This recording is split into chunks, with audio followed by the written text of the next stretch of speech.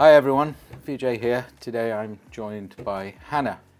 Now, a lot of you will know Hannah already.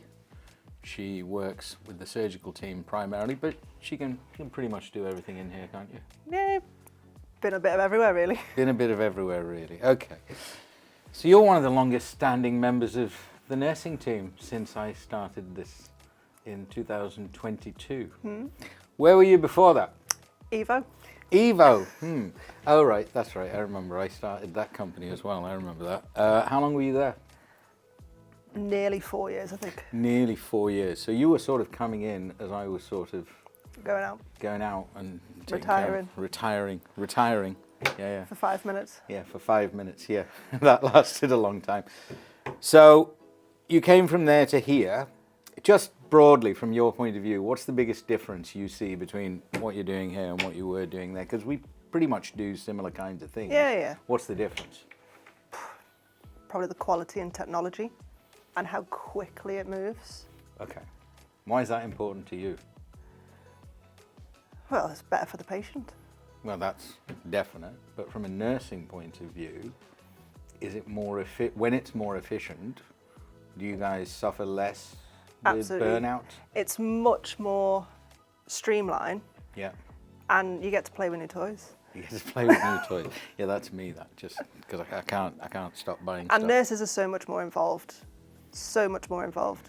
Yeah, but I'm glad you brought that up because that's exactly what I want to talk about. Would you say that nursing here is very much on par with the clinicians? Mm-hmm. Yeah. Because you work with them. Oh yeah. And how helpless are they if you two just vanish from the room? I mean, would they know what to do? Really, would they? Eventually. Eventually. It'd take them a while though to Yeah. figure it out, right? So the three of you together form the correct kind of team Yeah. for that person who we all know doesn't want to sit in that chair for 1 minute longer than they have to. Exactly. They all want to get out. That's fine. We understand that. So in the 3 years that you've been here, obviously you have to put up with me. Obviously. That's a nightmare, right? But beyond that, what kind of progress have you seen with where we started and where we're at? You actually forget what it used to be like. I keep hearing this, you know. I'm the one in the age group to be losing my marbles. So I don't understand how people half my age are forgetting what we did like 4 months ago. Yeah. That's weird. Yeah. Isn't it? It is. It when you actually think back sometimes and you get deep, you think, God, we did it like that. yeah, literally. It's called progress, Hannah. Absolutely. You know how much of a pain in the ass I am when it comes to the absolute demand. Well, yeah, because then 1 week it's one thing, the next week it's Yeah, another. but it's always better. Give me is. some credit. It It's is. always better. Right, okay. And then you've worked with Isabella for how long? 7? 7 years. Just to watch her evolution. Yeah. Yeah, okay. It's good to see, and of course, we've really grown as a company now, and we've had a lot of new nurses come in. If you think back to the original training that you had before you came here, and then you come here, and now you are a trainer of other nurses, tell me what's different now. How much more involved you are straight away. Okay. Does it freak them out, or do Oh, they a little like bit, it? yeah. But the first thing I tend to say to a nurse, because obviously they've never seen anything like it before, they're never as involved. Most nurses have never even spoken to a patient. I find that.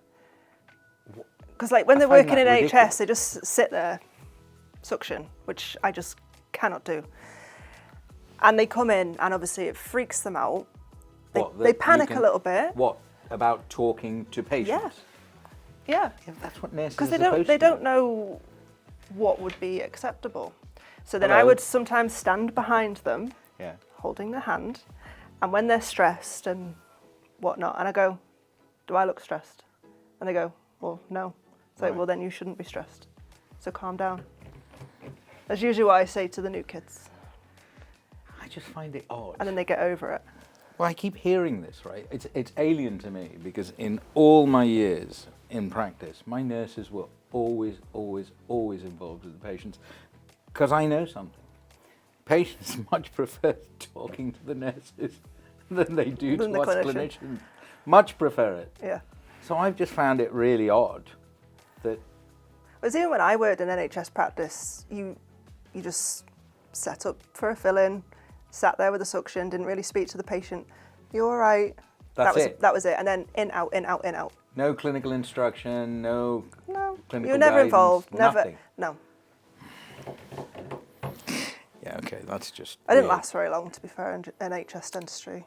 So the new ones that we've got, and we've got some, I have to say, we've done an excellent job in recruitment. Yeah. You know, we've got some really, really good ones here. And they're also young. That's the thing I notice about them. But they're all like really dedicated. Yeah. And they really love it. I can see that they really love what they do. So how long does it take them to get over the deer in headlights thing normally? Depends on the person. Some people can get over it within a couple of weeks. Some people, they need about 3 months, have the hand held a little bit, and then kick them. Yeah, but once they get it, they really get it. Absolutely. Right, okay. And then when they say to me, I don't really need you anymore. Okay. Okay, fine. Yeah, but now your role has modified into team leadership and development and things like that. I know you still like to keep your hand in and do your day job and things like that. But what are you finding beneficial to you watching these others come through and, you know, developing? I think the biggest thing for me is how people want to learn. So if someone wants me to stand there, hold their hand, I can do that for X amount of time. And I'm like, come on, you're on your own now, fly the nest. Some people want me to write everything down, everything, word by word. They're the weirdest, aren't they? Yeah, I kind of get it, but I'm the kind of person I like to be shown it once and just get on with it. Yeah. And the ones that say to me, let me do it within a week are great. Because I'm like, fine, I will stand and watch. But I'm always there if they need me.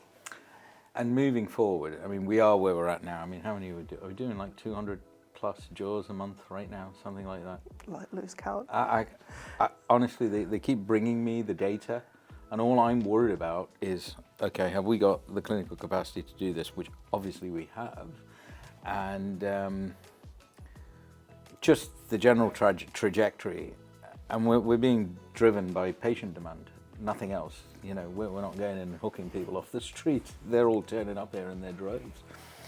Moving forward, do you think that all nurses should get an insight into this way of working in dentistry? Yeah. How do you think that would benefit them? Well, it gives them responsibility and a sense of purpose. And why is that important, do you think, for them, for you? I mean, just as a person, never mind as just a job, everything needs to give you a sense of purpose.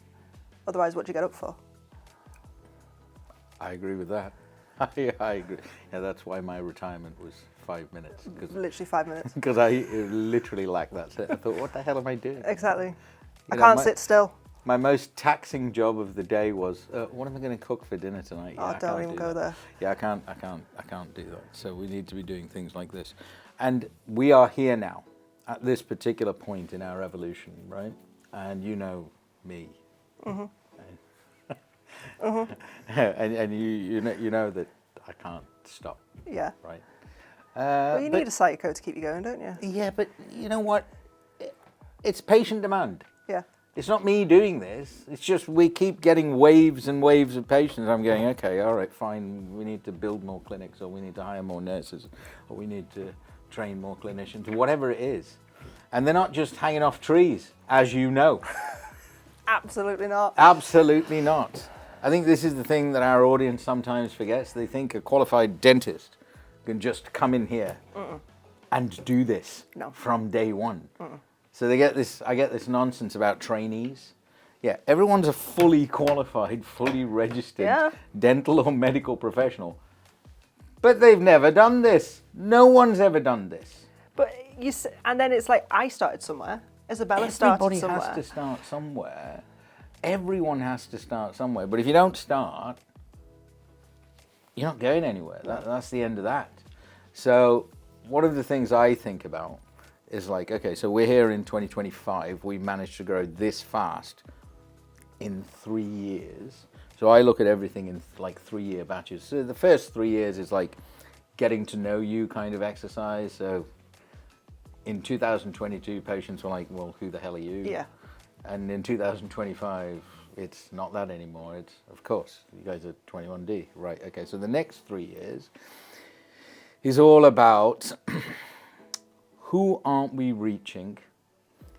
What more can we do? How can we improve that patient journey? And you know this, I've said this to you many times before. One of the most important people in the patient journey are the nurses. I sometimes worry about the level of emotion on a daily basis, and I think people forget that about you guys. You know, you're emotional too. So we have this roller coaster of emotion on a daily basis, you know. The hugs, the kisses, the tears, the anger, the this, the that, the other, but still everybody gets through it. Yeah. How do we make sure that we bring, from the nursing point of view, the kind of nurses into this company where they're actually okay with the emotional yo-yo and just go home tired but fulfilled daily? Yeah. Because I'm assuming, well, Yeah. obviously not all days. Yeah. Some days you're tired and just pissed off. Yeah. Yeah, but generally, tired and fulfilled. How do we get the message out that it can be this rewarding a job if nurses aren't just sat in the corner and saying nothing?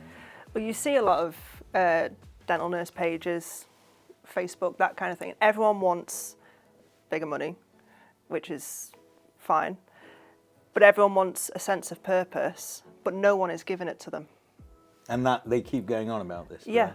So then you get a bunch of people commenting saying, just leave, find somewhere else.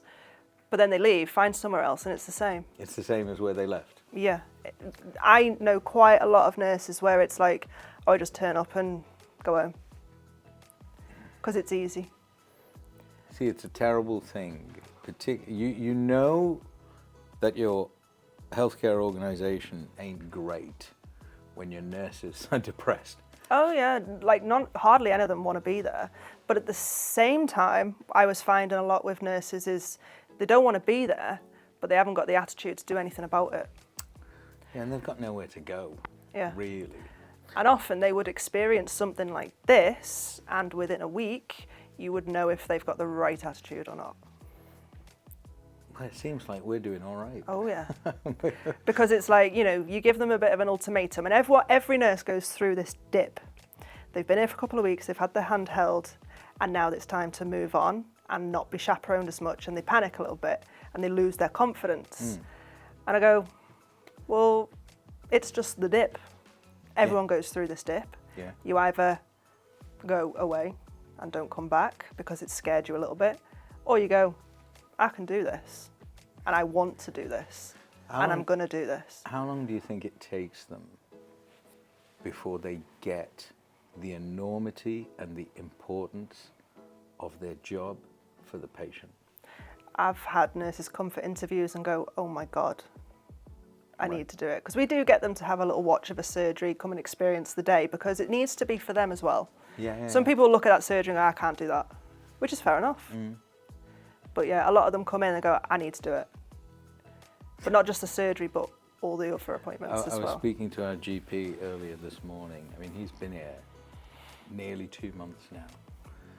And he's organised a meeting with orthopedic surgeons. Yeah. Because he's annoyed now that they don't know the level of orthopedics that we're doing in here on a daily basis. Yeah.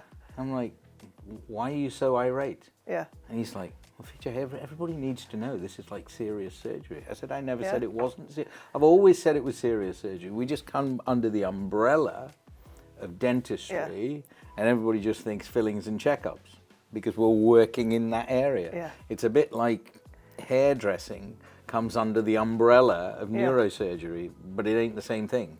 It's even trying to find stuff for sterilisation. It's all hospital grade.